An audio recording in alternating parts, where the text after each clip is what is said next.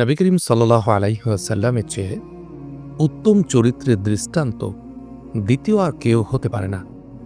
আল্লাহ রব্বুল আলামিন বলেছেন, ওয়াইন্নাকা লাআলা খুলুকিন আযীম, নিশ্চয় আপনি মহান চরিত্রের অধিকারী।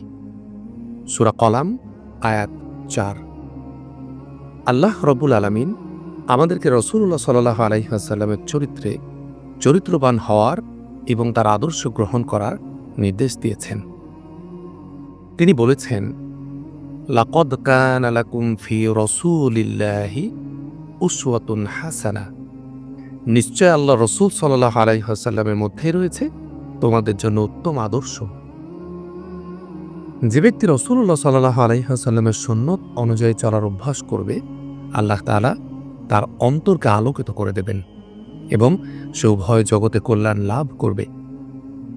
নবী করিম সাল্লাল্লাহু আলাইহি ওয়াসাল্লাম বেশি দীর্ঘ ছিলেন না, আবার বেশি খাটোও ছিলেন না। হযরত আনাস ইবনে মালিক রাদিয়াল্লাহু আনহু হতে বর্ণিত, তিনি বলেন, রাসূলুল্লাহ সাল্লাল্লাহু আলাইহি ওয়াসাল্লাম খুব দীর্ঘ ছিলেন না, আবার খাটোও ছিলেন না। তিনি ধবধবে সাদা কিংবা বাদামি বর্ণেরও ছিলেন না। তার চুল একেবারে কোঁকড়ানো ছিল না, আবার একদম সোজাও ছিল না। ৪০ বছর বয়সে আল্লাহ তাআলা তাকে নবুয়ত দান করেন। কয়েকটি বিষয় এখানে উল্লেখ করা প্রয়োজন। নবী করিম সাল্লাল্লাহু আলাইহি ওয়াসাল্লামের ইন্তেকাল হয়েছে ৬৩ বছর বয়সে। তিনি মক্কায় ১৩ বছর এবং মদিনায় ১০ বছর অতিবাহিত করেছেন। এই হাদিসটিতে দশকের পরের সংখ্যা ৩ বাদ দিয়ে মক্কায় অবস্থানকাল ১০ বছর এবং নবী করিম সাল্লাল্লাহু আলাইহি ওয়াসাল্লামের মোট বয়স ৬০ উল্লেখ করা হয়েছে। ওফাত কালে তার মাথা ও দাড়ির ২০টি চুলও সাদা ছিল না। হযরত আনাস বিন মালিক রাদিয়াল্লাহু আনহু হতে আরেকটি বর্ণনায় আছে, তিনি বলেন, নবী করিম সাল্লাল্লাহু আলাইহি ওয়াসাল্লাম ছিলেন মধ্যম আকৃতির, বেশি লম্বা কিংবা বেশি খাটো ছিলেন না। তার দেহ ছিল খুবই আকর্ষণীয়, আর তার চুল বেশি কোঁকড়ানো কিংবা একেবারে সোজাও ছিল না। তিনি ছিলেন গৌরবর্ণের। পথ চলতে তিনি সামনের দিকে কিছুটা ঝুঁকে চলতেন। হযরত বারা ইবনে আজিব রাদিয়াল্লাহু আনহু হতে বর্ণিত, তিনি বলেন, নবী করিম সাল্লাল্লাহু আলাইহি ওয়াসাল্লাম মধ্যম আকৃতির ছিলেন। তার দুই কাঁধের মধ্যবর্তী অংশ ছিল তুলনামূলক প্রশস্ত। তার ঘন চুলগুলো কানের লতি পর্যন্ত লম্বা ছিল। তার দেহে লাল লুঙ্গি ও লাল চাদর শোভা পেত। আমি তার তুলনায় সুদর্শন কাউকে কখনো দেখিনি। এ হাদিসে লাল চাদর ও লুঙ্গি পরিধান করার কথা উল্লেখ করা হয়েছে, অথচ সাধারণভাবে আমরা জানি পুরুষের জন্য লাল রঙের কাপড় পরিধান করতে নিষেধ করা হয়েছে। এ বিরোধ সমাধানে কেউ কেউ বলেন, উজ্জ্বল লাল পরিধান করতে নিষেধ করা হয়েছে। এখানে যে কাপড়দ্বয়ের কথা বলা হয়েছে সেগুলো ছিল লাল ডোরাকাটা, উজ্জ্বল লাল বর্ণের ছিল না। বারা ইবনে আজিব হতে বর্ণিত আছে, তিনি বলেন, আমি কাঁধ পর্যন্ত লম্বা চুল বিশিষ্ট লাল চাদর ও লাল লুঙ্গি পরিহিত অবস্থায় নবী করিম সাল্লাল্লাহু আলাইহি ওয়াসাল্লামের চেয়ে সুদর্শন কাউকে দেখিনি। তার কেশগুচ্ছ ছিল কাঁধ বরাবর। তার দুকাঁধের মধ্যবর্তী স্থান অন্যদের তুলনায় কিছুটা প্রশস্ত ছিল। তিনি অধিক খাটো বা অধিক দীর্ঘাকৃতির ছিলেন না।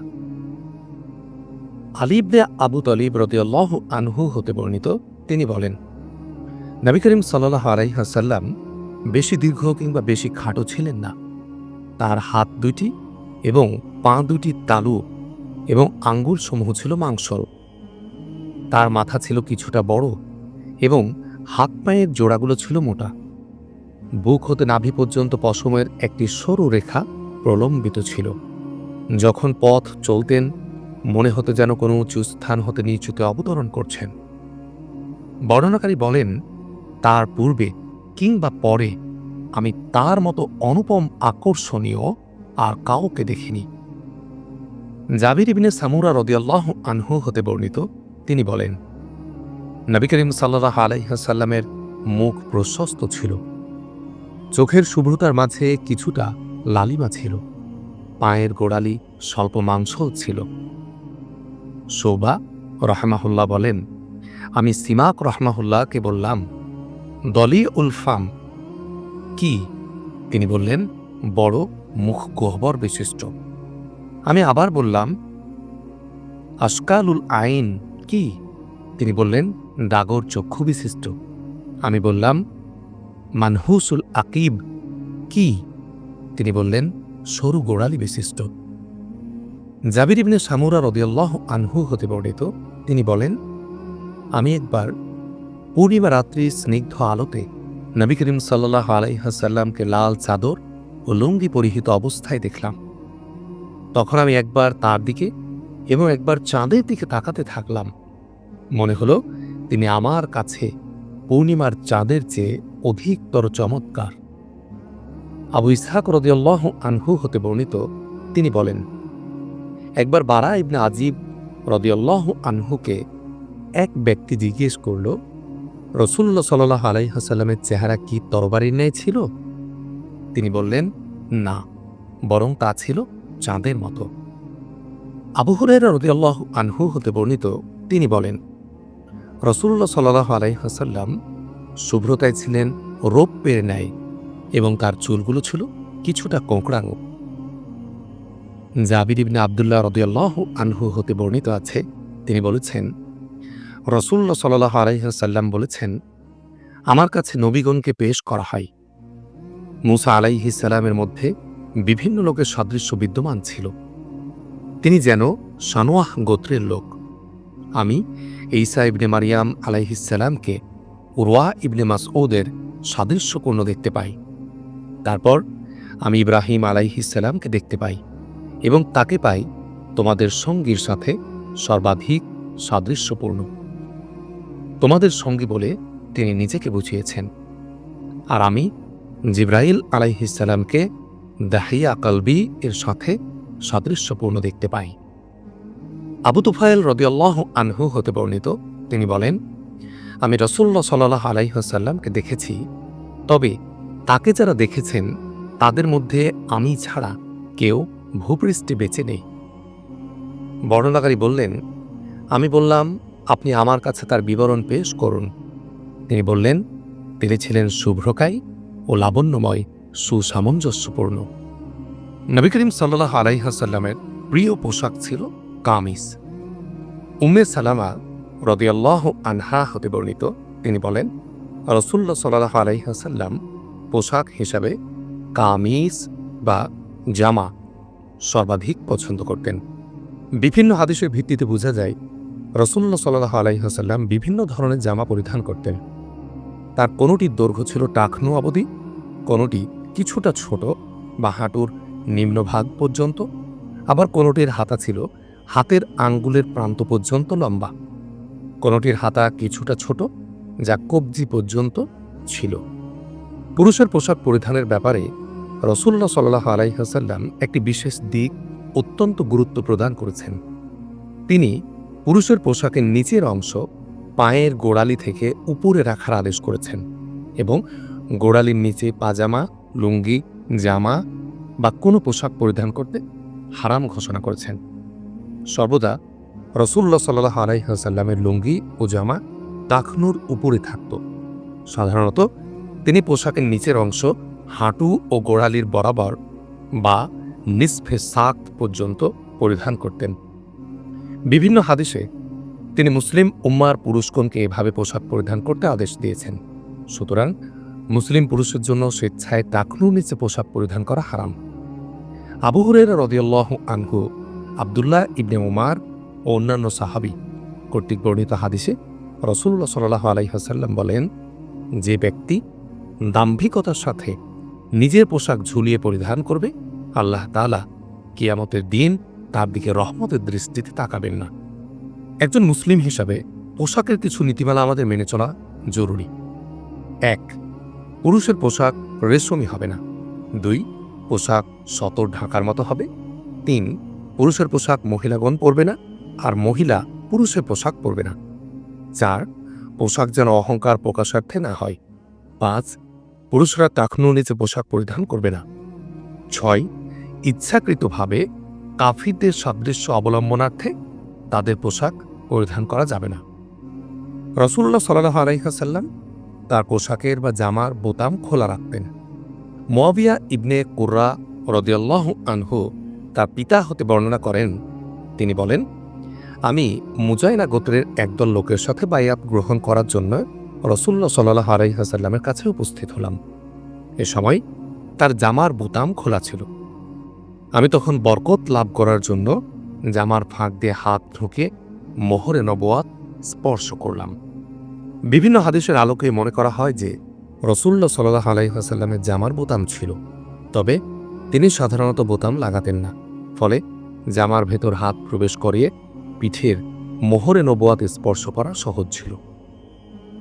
নবী করিম সাল্লাল্লাহু আলাইহি ওয়াসাল্লাম ইয়ামানি নকশি কাপড় পরিধান করতেন। আনাস ইবনে মালিক রাদিয়াল্লাহু আনহু হতে বর্ণিত, একদিন নবী করিম সাল্লাল্লাহু আলাইহি ওয়াসাল্লাম উসামা ইবনে জায়েদ রাদিয়াল্লাহু আনহু এর কাঁধে ভর করে বাইরে বের হলেন। এ সময় তার দেহে পরা ছিল একটি ইয়ামানি নকশি কাপড়।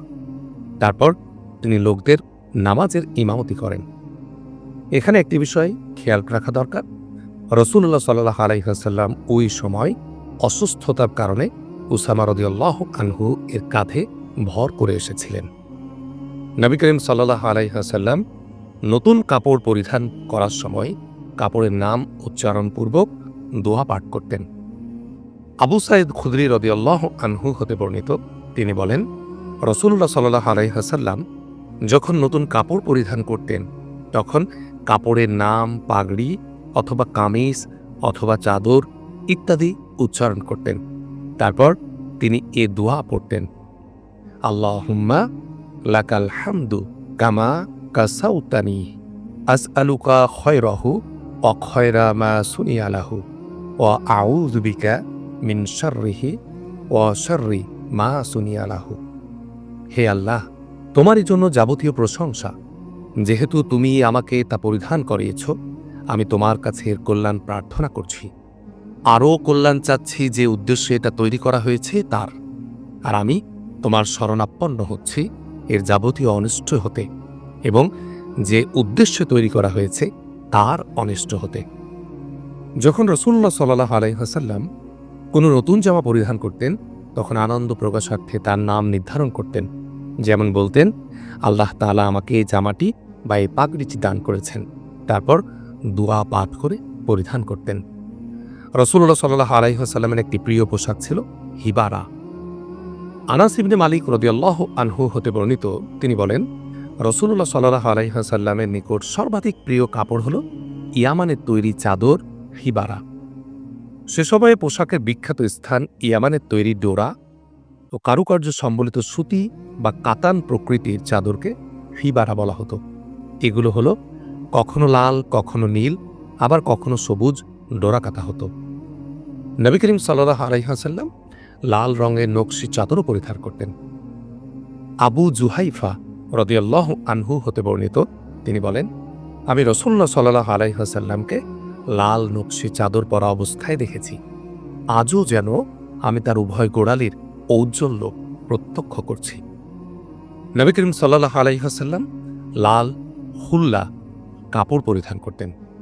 বারা ইবনে আজিব রাদিয়াল্লাহু আনহু হতে বর্ণিত, তিনি বলেন, লাল হুল্লা পরিহিত কাউকে আমি রাসূলুল্লাহ সাল্লাল্লাহু আলাইহি ওয়াসাল্লামের চেয়ে অধিক সুদর্শন দেখিনি, আর তার কেশ উভয় কাঁধ স্পর্শ করছিল। এখানে উদ্দেশ্য হচ্ছে সেলাই ছাড়া লুঙ্গি ও চাদর। এগুলো তৎকালীন আরব দেশের সর্বাধিক ব্যবহৃত পোশাক। এটি রাসূলুল্লাহ সাল্লাল্লাহু আলাইহি ওয়াসাল্লাম সর্বাধিক ব্যবহার করতেন।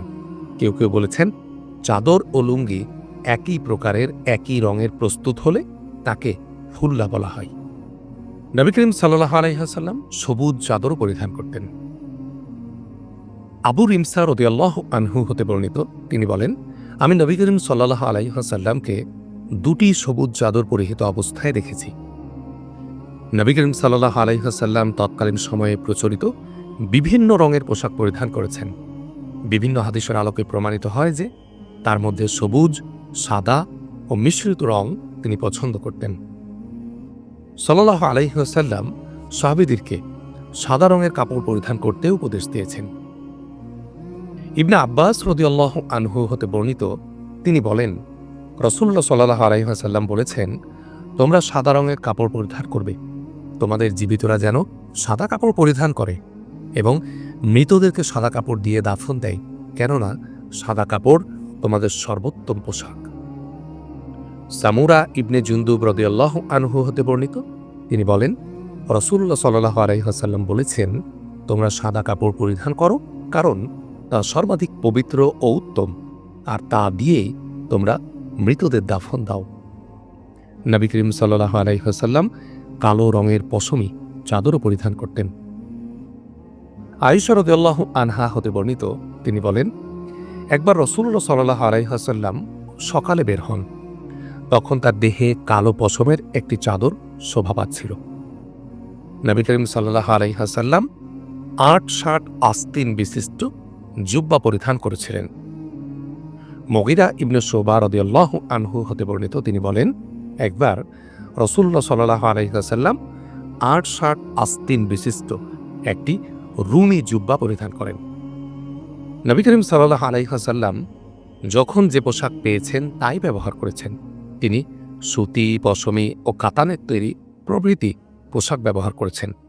সবুজ, লাল, হলুদ, সাদা, কালো মিশ্রিত যখন যে রঙের পোশাক পেয়েছেন পরিধান করেছেন, কারণ আরবে কোনো পোশাক তৈরি হতো না।